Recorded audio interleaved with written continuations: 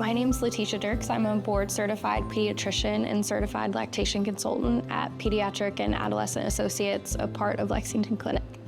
Today we're going to talk about breastfeeding and how to get started with breastfeeding for your infant. We encourage breastfeeding for new families because we know that the American Academy of Pediatrics and the World Health Organization both recommend exclusive breastfeeding for the first 6 months of life. Breastfeeding provides a number of benefits for you and your baby, so we're going to talk a little bit about that today. For infants, we know that breastfeeding provides a great source of nutrition that is perfectly designed to give them what they need. It also provides other benefits in the form of immune protection for the baby, and actually immune protection that can be targeted to things that you have both been exposed to as well as things that mom has been exposed to previously. There have been studies that have shown it helps protect against sudden infant death syndrome, can help prevent ear infections, can help prevent GI infections, and actually can be protective against obesity and other weight-related conditions as children get older. There actually are a number of benefits that moms see from breastfeeding as well. Obviously, it's a great time for you to be able to bond with your baby, but we also have learned that breastfeeding is protective against breast cancer for moms. It can help protect against type 2 diabetes and other health-related conditions as well. Some of the most important things that you can do to help promote breastfeeding early in your infant's life include having early skin-to-skin contact with the baby after they're born. This actually helps promote hormone development for the mom to encourage milk production and milk letdown.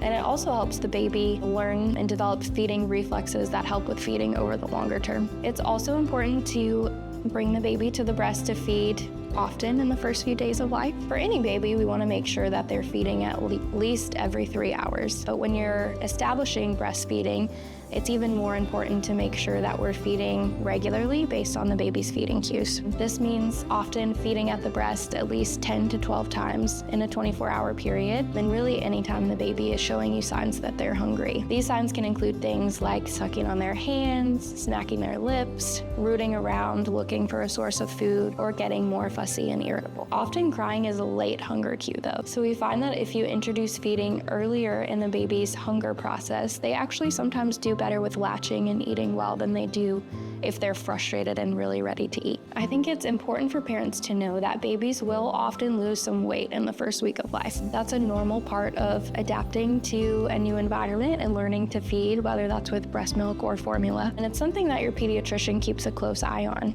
Typically, we expect that a baby will stop losing weight after that first week of life and get back to their birth weight by around 2 weeks of age. Another really important part of breastfeeding is making sure that your baby has a good latch. A lot of moms don't realize that latching and feeding your baby actually shouldn't be painful. You may feel a little bit of tension or pressure from the baby sucking, and you may feel a little bit of pressure as your milk comes in and you start to feel engorged as well. But the actual process of feeding the baby should not be painful and can be a sign that there's an issue with the latch. When looking at your baby's latch, I think it's important to know that you should see a pretty wide, deep position.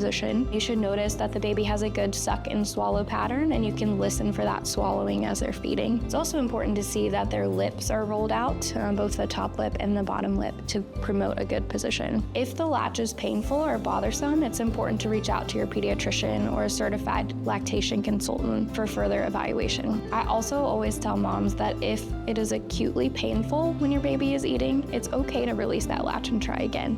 So the easiest way to do that is often to use your pinky finger to just hook in the corner of their mouth and release that latch so it doesn't cause any pain or trauma to you when they're pulling away. For more information on how to establish breastfeeding early in your infant's life, you can reach out to your pediatrician and board-certified lactation consultant at Pediatric and Adolescent Associates. You can reach our office at 859-277-6102.